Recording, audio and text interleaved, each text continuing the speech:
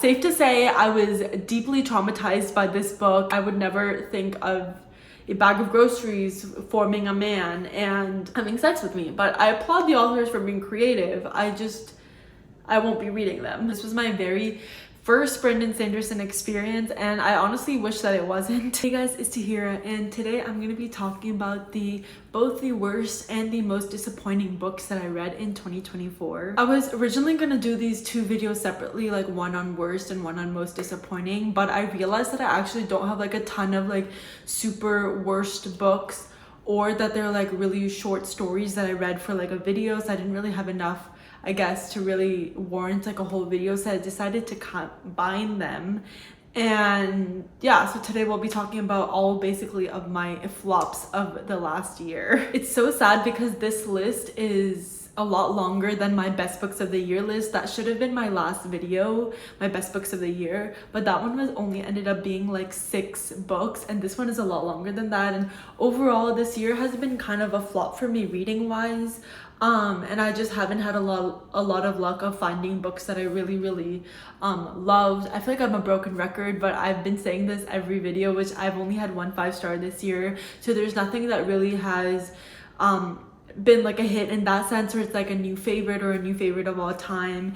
And I've just been having a really like middle of the road reading year. I've had a lot of 3 stars this year, quite a bit of 2 stars as well than normal. I don't know, maybe 2025 is the time to start fresh.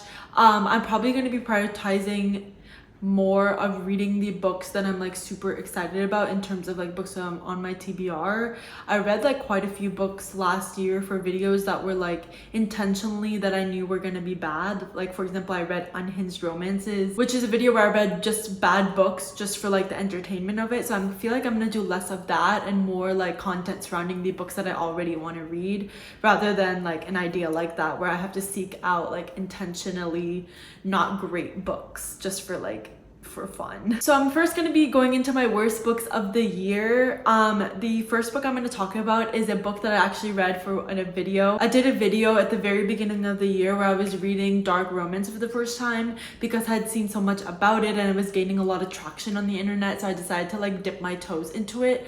My book choices probably were not the greatest, but again, it's an example of a video where I was intentionally seeking out books that I knew I wasn't gonna like. So the first book I will be talking about is Haunting Adeline by H.G. Carlton. This is a really infamous dark romance book. It has a lot of controversy surrounding it. A lot of people like really love it. A lot of people like me did not like it at all. It's a mixed bag of in terms of like who likes it and who doesn't. I will say like obviously the dark romance community really loves this book, and then the broader like reading community probably doesn't really understand dark romance as much, so they don't like it. I am in the latter. Again, this was my very first interaction with dark romance. I don't know if it was the best option. This one is about a girl and her stalker. I'm forgetting the girl's name, I can't remember, but the stalker, I think his name is Zaid Meadows, and he's basically stalking her and she gets off on fear. So obviously she's scared, but she's also like turned on from that, so they kind of start this dynamic of like he's stalking her and she's scared, but she's also kind of into it in a weird way, and it basically follows their story. This book definitely has a lot of like really interesting scenes. There's a scene where Zaid sticks like a gun up her like hoo-ha, and he basically fucks her with the gun. The writing isn't also super great. That was one of the worst things that I noticed, was that it felt a little bit juvenile and unpolished. It just wasn't great writing, and it was also felt like the author like was throwing in random stuff to kind of create a plot and story outside of the relationship. Like there was this weird mystery aspect to it where the girl was trying to figure out like what happened to her mother, and then there was like a whole side thing with the main character Zaid and his job, which is to like bust sex trafficking rings, which I guess is a great job, but like otherwise he's a terrible human being. And we sort of followed those things as well, but they weren't fully fleshed out, obviously, because the romance is like the forefront of the book. The whole story is focusing on their dynamic, and it just felt like these random things were just randomly thrown in there just for like having it there to create more of a story than like just the romance. But yeah, safe to say I was deeply traumatized by this book, and okay, not really, but like I was really caught off guard with like, I knew what I was going into, but again, it's my first interaction with dark romance. I really was not expecting what I eventually got, and it was an interesting reading experience, but I don't think I would read dark romance anytime soon, as like at least at that level. I don't think I'm like into the whole like dark to the point of like non-consensual sex. Like that's just something that's really, I don't really like to read about. So I probably won't be reading like anything like that in the future. The second book is another book I read for that video, of course, and that is Credence by Penelope Douglas. This one probably also not a great place to start in dark romance. This one is a more of a taboo romance than a dark romance. It follows this family of an uncle, step uncle, and his two sons and this girl, and they're all in a relationship kind of at the same time, together at some points. They're all doing it with her at the same time at some points of the book. So we do get some interesting scenes in here and as well. The writing was okay, I guess, but like just the whole concept of like step cousins, brothers, I don't even know, and then the main character and then also her uncle, it was just a little bit like icky and it was very weird. This book also fooled me a little bit because it's kind of divided into two parts. So you have they live kind of like in this remote area in like the woods, so they basically spend like the first half of the book preparing for winter, because winter is like a really big time for them because they're kind of locked away, so they have to spend all this time preparing for winter in order to make sure that they have like what they need to survive, because they can't really leave their house and the roads are all icy, so they can't actually do anything, so they have to do all this preparation for it. And the book kind of started off with preparing for winter, and with that part like was very, I would say, tame and mellow compared to what came after. So I was a little bit fooled, like, oh, this book isn't as bad as I thought it would be. But then winter came and that completely changed everything, because they're like all stuck inside. Before they were busy doing other stuff, so they didn't pay as much attention to her. But of course, as winter comes and they're all stuck in the house, they're okay, wait, there's a girl in the house, and they all kind of get super horny and weird. So after winter is definitely the time when it starts to get like really rough in terms of like the actual plot of the book and what everyone knows about the book. But yeah, overall, it was just a very icky situation, and I don't think I would read I know some people are into like family not incestual relationships, but like step family relationships, and even I know there's books out there about like actual family members too, but I don't think it's for me. Then we have The Kiss of Deception by Mary E. Pearson. This one is a book I read for rereading my like young childhood favorites. So this was one of my favorite books in middle school, and I read it again, and it really was not as good as I thought it would be. I was actually expecting it to be like hold up still to this day, but it just did not.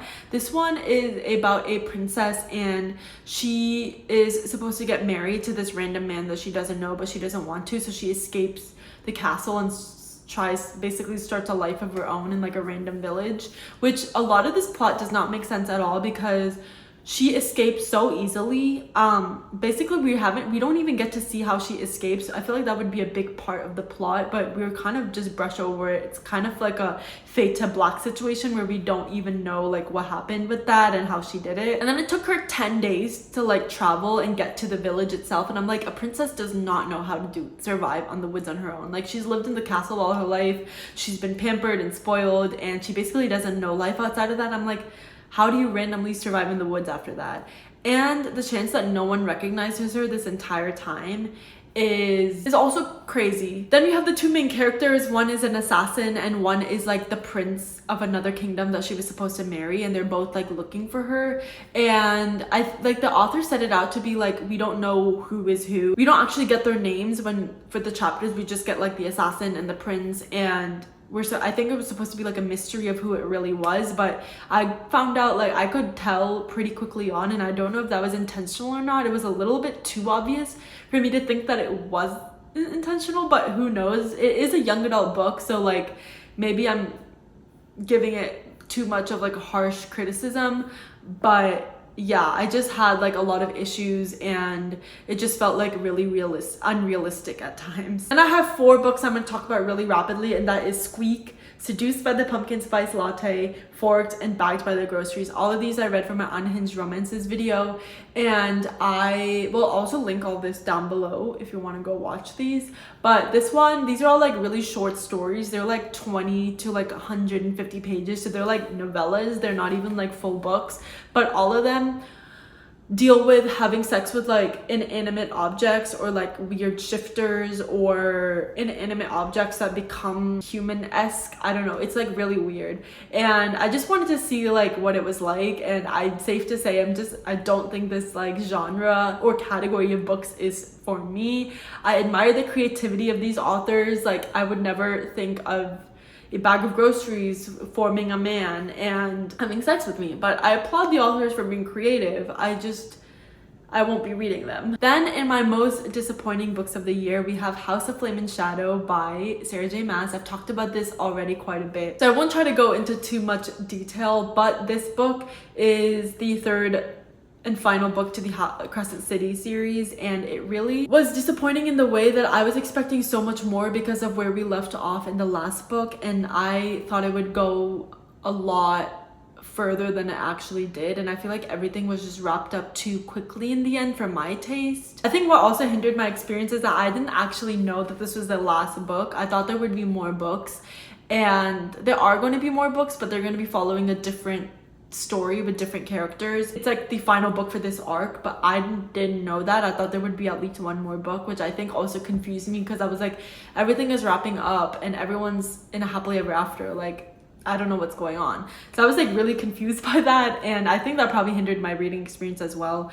But I talked about this before too, but it just gets like pretty unrealistic towards the end of like how they actually defeat the main villains of the story, and the main villains honestly got defeated too easily. So yeah, I was just expecting a lot more with the ending of this book than I got, and since these books are so long, I would expect like a really big ending because we're building up for so long, and I just didn't get that payoff that I wanted for this one. Then we have a book that I'm so sad about, that I'm still sad about, and that is Divine Rivals by Rebecca Ross. This one is a super popular book from last year, like 2023, that I read because I was reading 2023's most hyped books, and I was so excited about this one because I had not stopped seeing this book everywhere. Like, I was seeing it everywhere, everyone was raving about it, everyone loved it, and I was so excited to read it, and I really thought I would love it just because of like how it was pitched, with like a magical fantastical world with people sending letters, and there's like a magical war going on between gods, and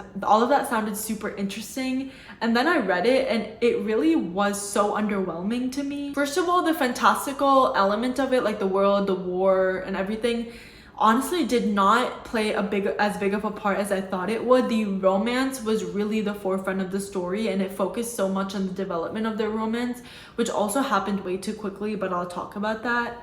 But just the world aspect of it, like the world building and the war and the world itself with all these magical creatures, like I was so interested in learning more about that, and we just didn't really get that. We did get a little bit towards the end, but I feel like it just focused too much on the romance itself, but maybe I'm just wrong in that. The romance also, as I said, was just really, really fast paced. They go from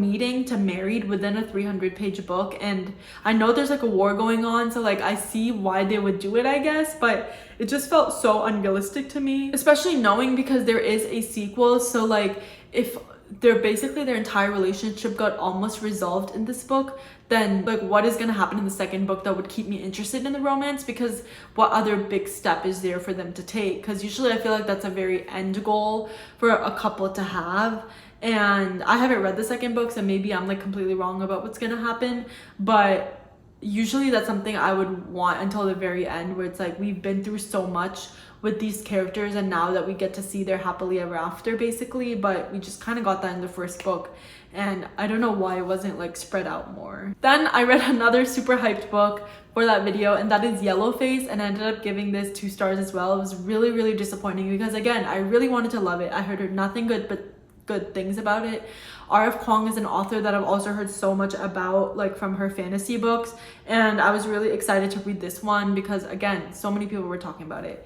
But I just didn't like the conversations it had and the way it was talking about the industry and social media and Twitter and like hate from people on social media. It felt like the author was projecting a lot of her own opinions and feelings into this book to try to vent, basically. Yeah, I didn't really vibe with it, but I'm still really excited to read like her other fantasy books because I've heard a lot of good things about those as well. I hope I'm not disappointed, but I don't think I will be. I just don't know if, I guess, her contemporary book really hit with me. But I'm still really excited to try out her fantasy works. The next one is Emily Wilde's Encyclopedia of Fairies by Heather Fawcett. This one is a super popular book from, I also think, last year. And again, also super hyped. Like, a lot of these books that have in common is that they're really hyped books for me that end up like letting me down, and I think just having those expectations is causing them to be such disappointments to me.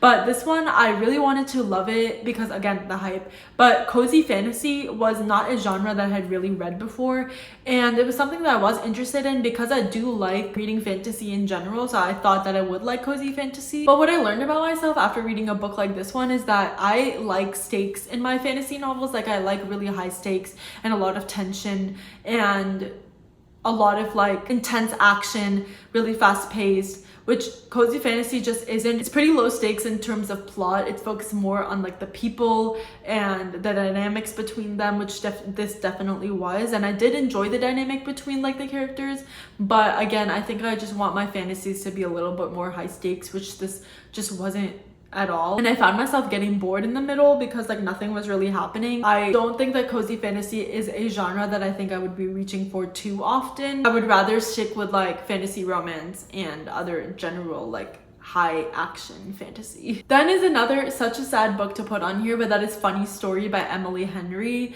This one I was so excited for because I love Emily Henry so much. I've read all of her like adult romance books and I love all of them.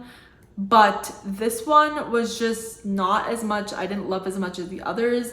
I don't know what went wrong with this, but this one was just a miss for me. The biggest thing was honestly the male main character was just not a person that I would see as a love interest. Like, the very first time he was introduced, I was actually shocked that he was a love interest because I was like, I could not, like, I don't know, just the way he was introduced, I was like not expecting him to be the love interest, and then when he was, I don't know, I just couldn't really get into it. I also thought there was not as much chemistry between these characters as I thought it would be, and I think that's also because we don't really get to know as much about Miles, who's the male main character, and he's very guarded, and we sort of explore that in the book, but we're following Daphne's perspective, and we get to know a lot more about her career, about her life, about like how she thinks. And Miles, as I said, super guarded. He doesn't talk about it a lot, and even towards the end he didn't talk about it a lot. Like, we didn't really get to know him at all that well, and that kind of stopped me from like seeing how he is as a person, and I didn't really see their connection just because I didn't really know anything about him. But yeah, super sad, but I'm still really excited about her next book. Like, I'll always be excited about an Emily Henry book. Then I have The Boyfriend by Frida McFadden. This one is her newest thriller book. It just came out, I believe, in like October, and I have read a lot of Frida McFadden, and she's an author I've really come to like for her like plot twists and reveals. Like, I really enjoy her books. They're like really entertaining to me. But this one was such a flop. I have had a mixed bag with some of her previous books, but this one I just completely was such a flop. I was looking forward to it just because it was a new Frida McFadden. I hadn't really been there for a new Frida McFadden that way where I was like anticipating it, but this one I was. And the way the story was, the way the characters were, like the main character was so dumb, and it was really annoying to read from her perspective. And the plot twist towards the end, I felt like it was really predictable, and I know some people say that they didn't see it coming at all, but I was not surprised at all. It didn't catch me off guard. It didn't get me like I wanted a thriller to. And overall, it was just a really underwhelming reading experience. I was just expecting a lot more from the ending than what we got. Yeah, I don't really have much to say, but this was definitely an anticipated read that ended up disappointing me. Then the last book I have talked about previously is Elantris by Brandon Sanderson. This was my very first Brandon Sanderson experience, and I honestly wish that it wasn't. Just because like I was expecting a fast-paced fantasy with like high action scenes and a fast moving plot and a lot of tension, which just doesn't what this just wasn't that. This one is following 3 different perspectives. We're following this like prince who gets this disease and he has to go to the city where the disease go, and he's trying to rebuild it. Then we follow this princess from another land who comes over to, because she's supposed to marry that diseased prince, but she's widowed now because everyone thinks that he's dead when he's not dead, but like that's what they told everyone. And then we're following this priest who has to who's on a mission to try to convert everyone to a certain religion, and we're following all these different perspectives. And it was interesting. Like, I liked reading from those perspectives, and I liked the journey that we all went on for all the characters. I just was expecting a lot more like plot, I guess, and a lot higher stakes than there was. This one is also a really long book. It's more than 600 pages. So after a while, like, there was a lot of world building in the beginning, and I was like, as I was reading, I was constantly like waiting for the world building to end so that we could really get into the plot, and I felt like that never really happened. And the last like 50 pages were the most like intense, but that was really it. And that was a really long time to wait for like basically nothing to even happen. And I think I was just expecting too much from this book. I'm still really excited for reading other Brandon Sanderson books like The Final Empire and like the whole Mistborn series. But this one I think was just a flop and disappointing in the fact that I think I was just expecting so much more fast-paced action and high intensity from like a Brandon Sanderson novel, but I'm still holding out hope for his other books. But yeah, that is it for all of my worst and most disappointing books of the year. I've had a lot of like flops this year, more than normal, but here's to hoping that next year is better, hopefully. But yeah, let me know down below what is your worst book that you read this year, as of course I would love to know. But that is it for this video. Hope you enjoyed, and I'll see you next time. Bye.